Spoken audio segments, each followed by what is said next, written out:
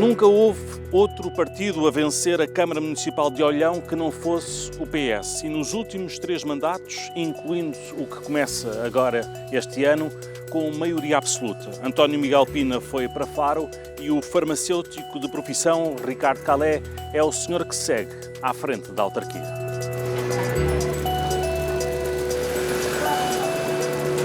Ricardo, como é que surge na política ou como é que a política surge na sua vida? Foi como uma maleita inesperada ou como um medicamento programado à hora certa?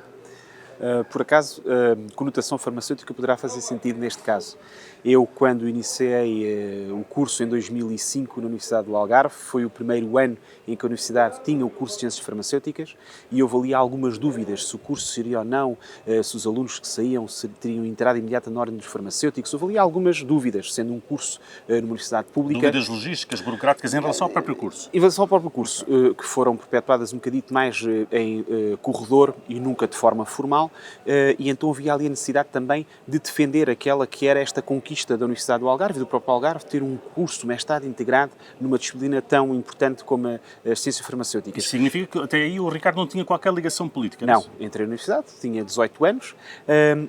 Aliás, já por acaso estava na Juventude Socialista, mas naquela altura, para conseguirmos defender estes e outros objetivos, era importante criar ali o Núcleo de Estudantes de Ciências Farmacêuticas. E eu fui o presidente fundador de Ciências Farmacêuticas, portanto achei interessante a sua conotação ao início da política, também com a profissão farmacêutica, por acaso também vem daí essa gente. Então, o Ricardo cria essa associação? Criamos em conjunto os alunos. E depois o resto? E como é que... Depois com o objetivo de depois conseguir ter os atores principais do mundo farmacêutico a virem ao Algarve para deixar por terra todas essas dúvidas, nomeadamente o bastonário de ordens farmacêuticos, o presidente da Associação Nacional de Farmácias, o próprio presidente do Infarmed, e num grande colóquio essas dúvidas foram dissipadas com uma grande salva de palmas para aquela que foi a decisão que todos conhecíamos. Essa é uma vertente também política, mas no mundo académico. Mas o PS olha para si a partir daí como alguém com potencial? Ou ainda Ricardo... não, era muito cedo. Então, qual é que é esse salto depois? Eu fui tendo aqui uma grande vontade de defender Olhão e de lutar por aqueles que são os princípios que acreditava. Mas espera aí, Ricardo, quando faz a universidade, vai para uma farmácia, ou seja... Ainda não. Ainda não. Okay. Portanto, naqueles 5 anos em que estava na universidade, fui também aqui agarrando outros projetos associativos. Um primeiro de grande paixão, que foi o Sporting Clube Belenenses, fui vogal da direção, depois, mais tarde, fui vice-presidente. Depois também, nesta que é a defesa daqueles que são os meus princípios, não apenas do Conselho de Olhão e dos projetos de Olhão, mas outros que também me identificava, como, por exemplo, a Associação Nacional de Jovens Empresários, também fui diretor desta associação. Aqui no Algarve também fui vice-presidente da ACRAL. Caramba, tinha tempo para isso tudo? Naturalmente que em 15 anos estamos a falar de vários momentos no tempo. Depois também acontece o seguinte, os atores políticos e pessoas disponíveis para a vertente associativa não são assim tantos. Como o meu avô dizia antigamente, os carolas já não existem. Antigamente os carolas eram aqueles que estavam nas associações e nos clubes e que davam horas e horas de forma totalmente abnegada àqueles projetos. E o Ricardo destaca-se por isso? Eu não quero dizer que me destaque, porque acho que era... Não, destaca-se no sentido, sim, obviamente. Era reconhecido pela sociedade e pelos pares como uma pessoa que poderia estar disponível e que gostaria de fazer esta defesa destes objetivos. Tendo em conta a escassez de pessoas assim? É verdade, mas nós temos essa responsabilidade. Agora que já sou um político em funções, não apenas um dirigente associativo em part-time, se me permitem a expressão. Agora já sou profissional da área, porque sou Presidente de Câmara e há 4 anos fui vereador e Vice-Presidente. Temos essa responsabilidade de demonstrar que se faz e que se enquadramos nestes projetos com grande elevação, com grande responsabilidade, e as pessoas procuram cada vez mais o compromisso pessoal. Então, e depois a corrida autárquica? Qual é que é essa ligação? Eu, tendo militado na Juventude Socialista, depois mais tarde também integrei o projeto sendo Presidente da Juventude Socialista do Algarve. Ingressei também nos órgãos nacionais da Juventude Socialista e aí fui tendo alguns contactos com alguns órgãos nacionais do partido. Fui felizmente também convidado pelo Presidente Miguel Pina para fazer parte, primeiro, como deputado municipal na Assembleia e depois, agora mais tarde, há 4 anos, como vereador. E então depois foi naturalmente surgindo esta integração mais profissional na política, porque esta não é a minha função. Eu sou farmacêutico de profissão e sou também empresário. Portanto, eu durante desde 2016 que a minha empresa ganhou alguma dimensão, fui deixando-a escalar e depois, mais tarde, quando já entrava em velocidade cruzeiro, aí sim, achei que poderia estar disponível para vir de forma mais profissional e mais a tempo inteiro. Ainda pratica a farmácia, a ligação farmacêutica? Neste caso, sou proprietário de farmácia, eu e a minha mulher temos 2 farmácias, uma em Metavira e uma em Olhão. Ela é que neste momento está nas rédeas desse projeto. E o Ricardo saltou para eu outras afastado rédeas. E agora estou na parte política. Ricardo, diga uma coisa, porquê é que o PS ganha sempre aqui? Ou seja, tem alguma sugestão a dar aos seus colegas socialistas pelo resto do país? Vimos o PS perder algumas câmaras aqui em Faro, o distrito ficou um bocadinho menos cor-de-rosa. Qual é que era o... Passámos de 12 para 11, certo. Portanto em 16 continuamos felizmente com aqui uma grande prevalência. Mas a nível nacional a queda foi maior. A queda foi maior. O que é que eu acho que é aqui importante realçar? Acima de tudo são as pessoas. A população confia nas pessoas. As pessoas que foram mais qualificadas e que sempre apresentaram os melhores projetos, por acaso eram socialistas. Mas não podemos dizer... Eu acredito que, felizmente, nós conseguimos ter aqui uma matriz que é aquela que representa melhor esta alma e esta história olhanense. E as pessoas revêem-se porque é um povo que foi sempre muito conquistador naquilo que conseguiu, na pesca, mas também no barrocal, na agricultura. Certo, mas agora em termos práticos, é destacar que o PS nunca perdeu a Câmara de Olhão. Mas também é destacar, porque alguns partidos da oposição tentaram utilizar isso como retórica, que há aqui uma continuação de 50 anos e que tem que ser quebrada. E nós dizemos de forma muito clara, atenção, de 4 em 4 anos há eleições e o povo é soberano. E quem decidiu os destinos da autarquia foram os olhanenses. E os olhanenses é que de 4 em 4 anos votaram naqueles que acreditavam que trariam as melhores perspectivas de desenvolvimento para o Conselho, mas mantendo aquela que é a tradição e a alma olhanense. O senhor chega agora aqui e falávamos há pouco que colocaria eventualmente a habitação como um dos seus focos principais ao longo dos próximos 4 anos. Não sei se terá a oportunidade de fazer 12 anos, se terá a oportunidade de fazer um ciclo político completo, mas daqui a uns anos, daqui a 10, 12, como é que gostava que os olhanenses olhassem para si? Como o Ricardo que deixou o quê? Como o Ricardo que deixou obra feita, é isto que qualquer autarca quer, mas que conseguiu manter fiel aquela que é a característica e a identidade olhanense. Porque há algo que nos diferencia de todos os outros 307 concelhos do país. É que temos uma alma muito própria. As pessoas, quando chegam ao Olhão, primeiro apaixonam-se pelos olhanenses. E depois por este casco urbano maravilhoso e por esta identidade ligada à Ria Formosa que tanto nos caracteriza. Nós sempre lutamos muito por aquelas que são os nossos objetivos e aquelas que são as nossas chancelas. Olhão tem uma das 7 maravilhas naturais de Portugal, sendo capital da Ria Formosa. Tem uma das 7 maravilhas doces gastronómicas do país, com o nosso folar. Portanto, nós sempre fomos muito bairristas. Deixar a obra feita, conseguir que a habitação deixe de ser um problema. Isto é um principal desafio. É um problema também muito grande aqui, Olhão? Tem que ser, se é na Europa, se é no país, se é no Algarve, também é Olhão. Não consegue ter casas para ter médicos, por exemplo? Nós, num dos nossos objetivos que temos no programa é também ter as casas de função. Portanto, nós tendo lançado e temos sido quase pioneiros nos primeiros projetos de habitação pública a custos controlados, nós temos lá 2 T4s e vamos dedicá-los, esses T4s, a casas de função, para as profissões de urgência, professores, médicos e forças de segurança. Para todos os outros, como é que é? Exatamente.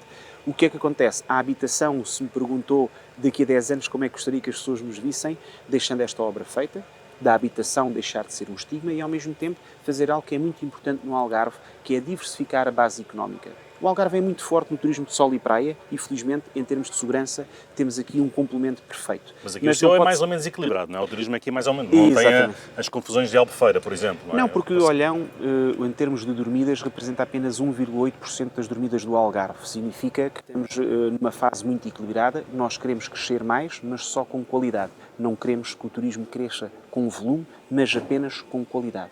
E o que é que acontece? Nesta diversificação da base económica do Algarve, nós temos um dos maiores projetos e que queremos implementar nos próximos anos, que é o Parque de Inovação Tecnológica do Algarve, que são mais de 50 hectares dedicados à captação de empresas nas mais diversas áreas, na tecnologia, na medicina e noutras que permitam nós conseguirmos fixar o nosso capital humano qualificado. O que acontece no Algarve? Pediam-lhe isso? Pediam-lhe as empresas precisam de um local para estar?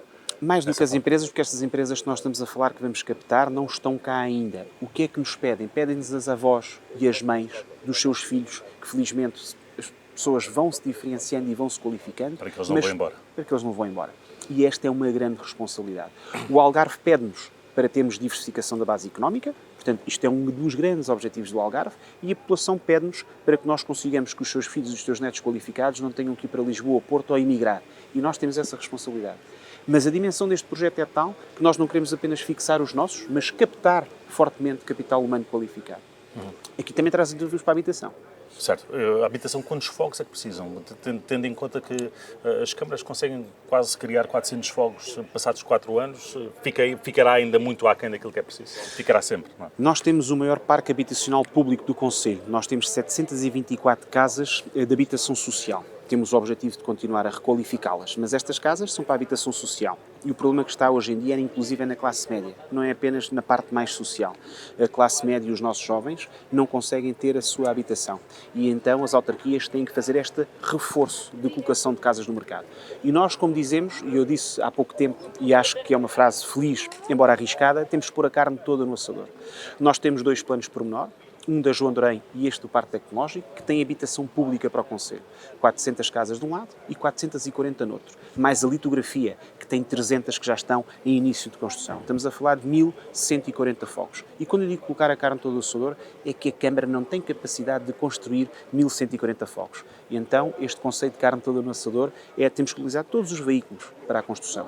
Através de incentivo público, depois através de cooperativas e inclusive também através de empresas privadas que façam esta construção e através de tabelas do IRU depois façam a venda acessível das casas.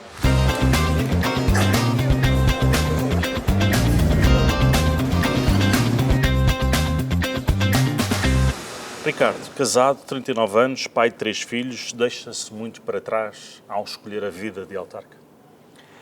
Acima de tudo, o compromisso é 24 sobre 24 horas, 7 por 7.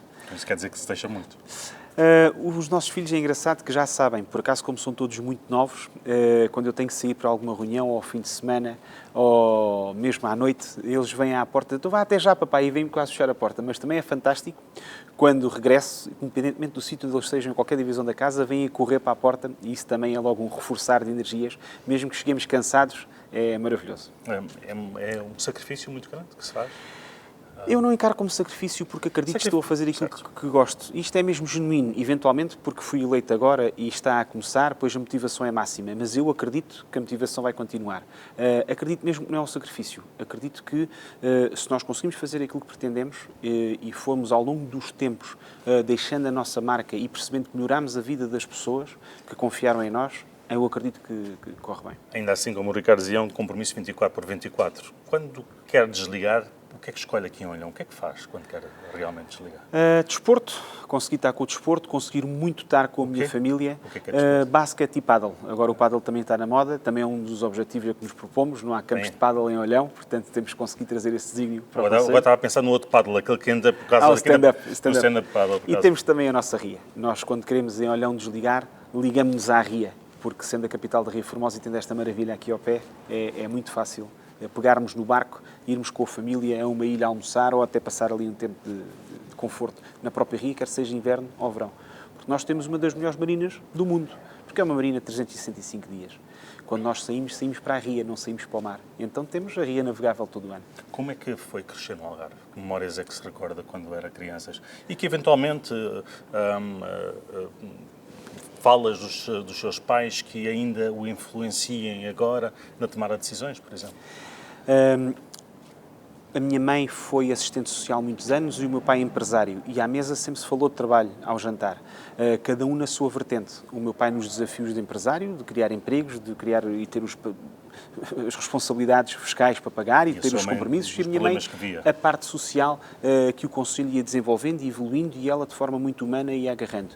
E eu acho que eles deixaram os dois muito a sua personalidade em mim. Eu hoje sou um autarca que sou reconhecido por ter muita ligação às pessoas, isto vem muito da minha mãe, e ao mesmo tempo ser empreendedor e ter aqui uma grande responsabilidade também na parte económica do desenvolvimento do projeto Olhão, que vem também muito do meu pai.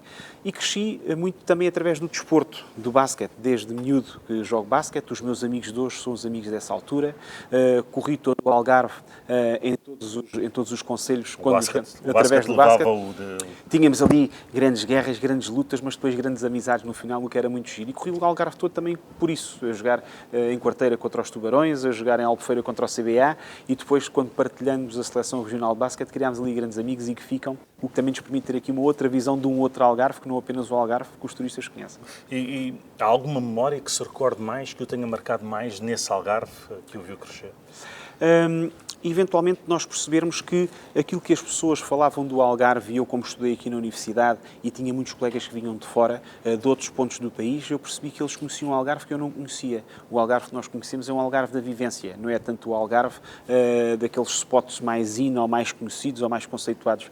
E isso torna-se diferente. É interessante, nós percebemos como conhecemos um Algarve através dos que nos visitam e o Algarve que nós conhecemos que é o da vivência. Mas e este é maravilhoso. Esses que o visitavam, o que é que lhe trouxeram de novo? Qual foi a perspectiva que não conhecia?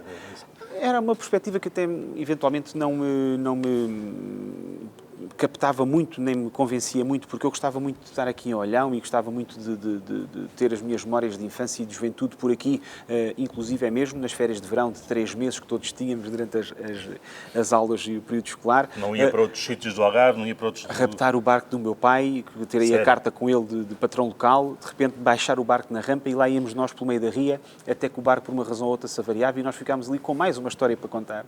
E depois quem é que o vinha safar nessa altura? Tínhamos que chamar a malta amiga e pedir um reboque a um passante a outro, mas no mar há uma certeza, todos nos ajudamos uns aos outros. E isso, uma camaradagem, mesmo não nos conhecendo, já há aqui uma... Em especial na ria, não é? Que é uma ria mais tranquila, mais fechada. Em especial na ria, em especial na ria. Também ia pescar, também aproveitava mais pesca de snorkeling do que pesca. O meu pai é que é um aficionado brutal pela pesca e eu depois fui-me habituando a perceber que aquilo eram grandes madrugadas e ainda não me convenci a ir às 4 da manhã para a ria. Isso, deixa para ele ainda. Deixa para ele. Mas o peixe fresco, como depois aparece cá em casa, não me posso queixar. Muito bem. Quem são os seus mentores ou exemplos que marcaram mais a sua trajetória pessoal ou política? Alguém que tenha... que o Ricardo ainda hoje goste de citar, ou pelo menos que goste de recordar como uma pessoa que foi decisiva na sua vida, não necessariamente agora os seus pais, mas mesmo na própria política? Se for pessoal, posso dizer uma, e política posso dizer uma segunda.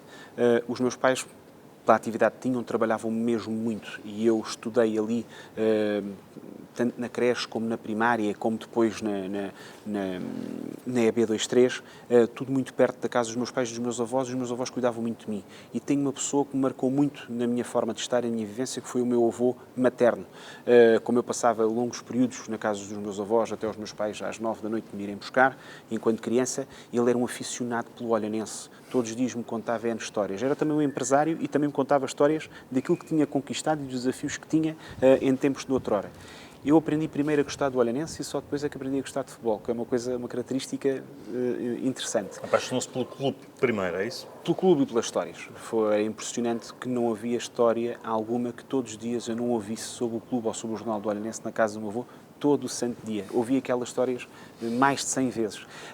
E isso permitiu-me ter também nele e na bondade dele, porque ele também era alguém muito ligado ao movimento associativo, não apenas na parte do Olhanense, como na construção do estádio José Arcanjo, como depois na criação do cortejo, dos cortejos de Olhão, que depois eventualmente já não existem hoje em dia, mas que eu tinha lá as fotografias antigas. E se calhar daí a sua motivação para a associação na universidade. Também.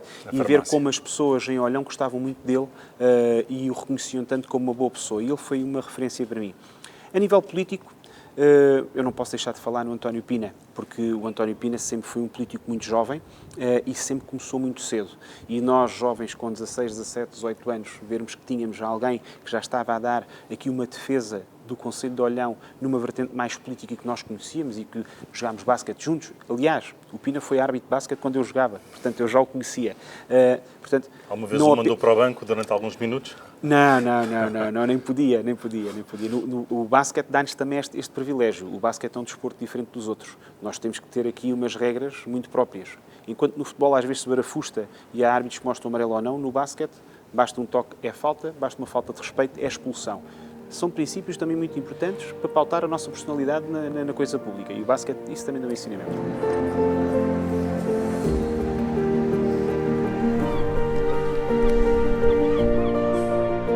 Ricardo, a habitação acessível é hoje um problema em todo o Algarve, em todo o país. Temos o trabalho sazonal que ainda complica mais este problema. Não há tempo para os tantos fogos que é preciso construir. Acha que por isso a região está condenada a ser apenas o local onde o resto do país estende a toalha em agosto?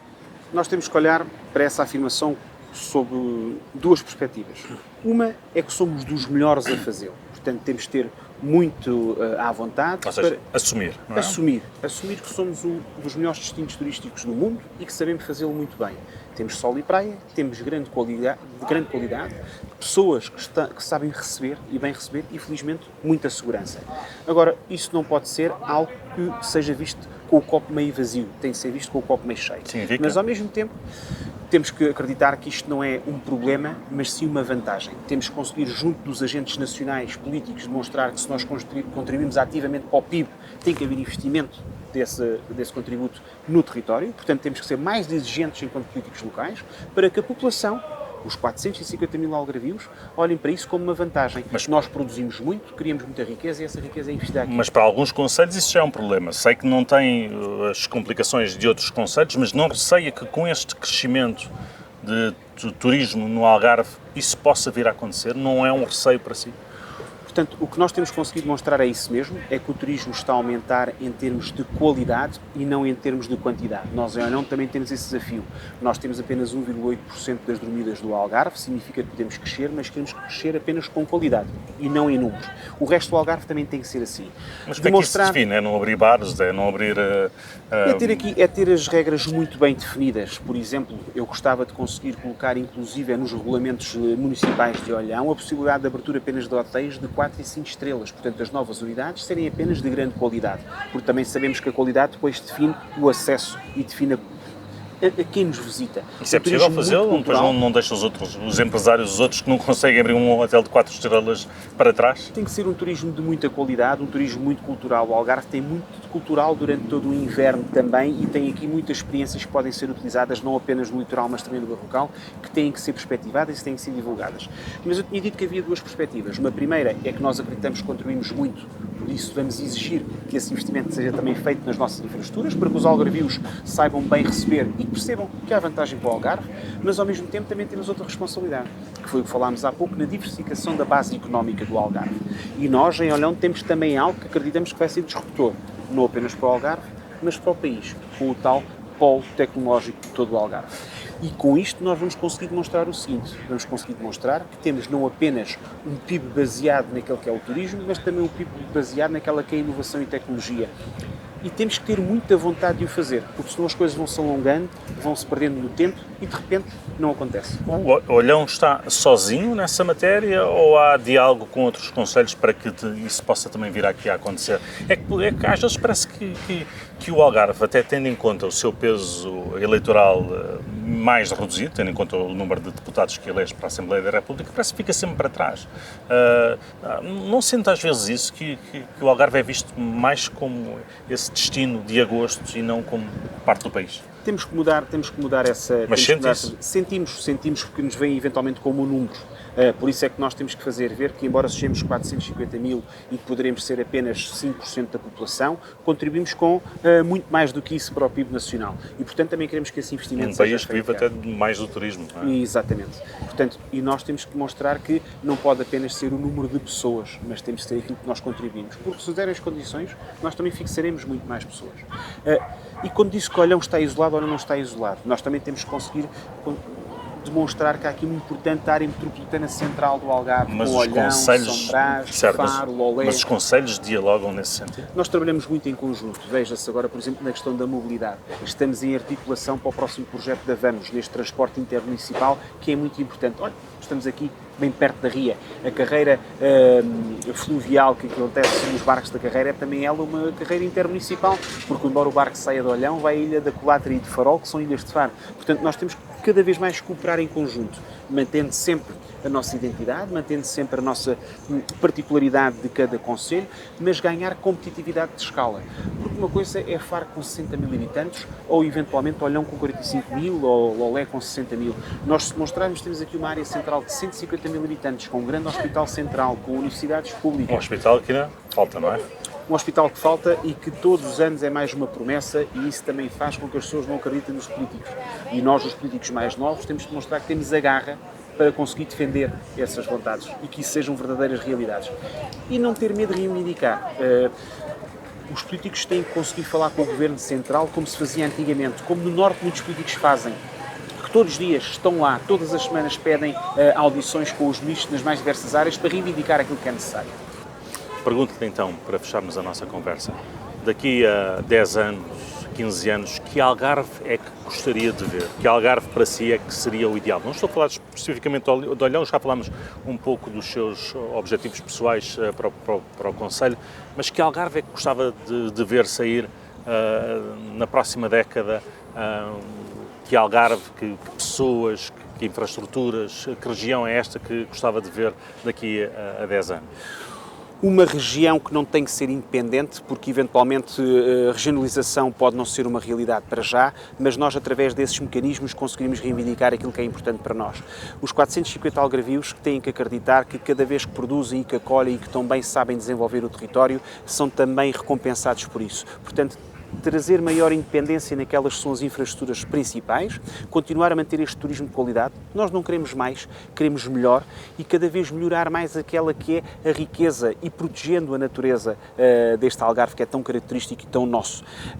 O Algarve daqui a 10 anos tem que ter isso, tem que ter as infraestruturas de grande qualidade competindo com as melhores regiões da Europa, demonstrando que nós aqui vamos conseguir também ter espaço para acolher os nossos melhores. Os nossos melhores alunos têm que ter universidades de excelência, os nossos melhores crânios têm que ter aqui capacidade de desenvolver a sua qualificação e a sua qualidade e, ao mesmo tempo, ser a referência como toda a costa mediterrânica que existe, não olharmos apenas para as zonas do sul de França ou de Itália que são referência, mas o Algarve ser essa referência. Porquê? Porque já tratamos daquilo que é mais importante, das infraestruturas básicas para os algarvios. Depois disto, lutar por sermos a referência a nível europeu. Ricardo, muito obrigado. Muito gosto.